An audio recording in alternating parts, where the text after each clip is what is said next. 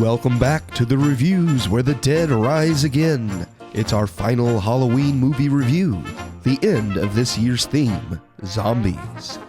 Just as the dead always return in said genre, so too does George A. Romero.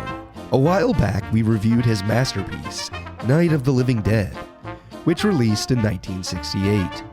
10 years later, Romero returns to The Living Dead to deliver what many consider his magnum opus, and the best of his Living Dead films, Dawn of the Dead.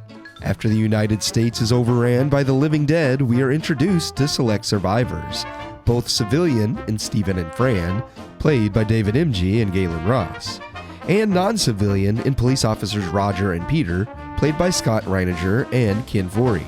Dawn gives us a brief glimpse into government response before full breakdown into survival, leading to the film's iconic location, one that will be used in many zombie properties in the future, the American Shopping Mall. Romero's Dawn of the Dead does a lot to build on what he had created in Night of the Living Dead, both thematically and technically, as Romero builds upon the practical effects, enlisting Tom Savini for the first time, though the duo would go on to work together often to create the makeup and practical effects of the Living Dead. From blood, bites, wounds, and exploding heads, further the genre in ways that are all commonplace now. Dawn of the Dead is another near-perfect zombie film, adding on to the social commentary of the first movie by focusing again on the humanity of its main characters.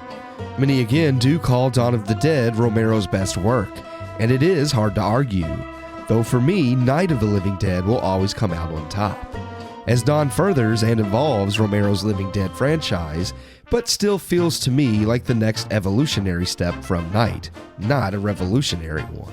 That said, that truly is the biggest negative I can give the film, as it is nearly just as remarkable as its predecessor, and cements Romero as king of the zombie franchise. I give Dawn of the Dead 3.5 out of 4 stars.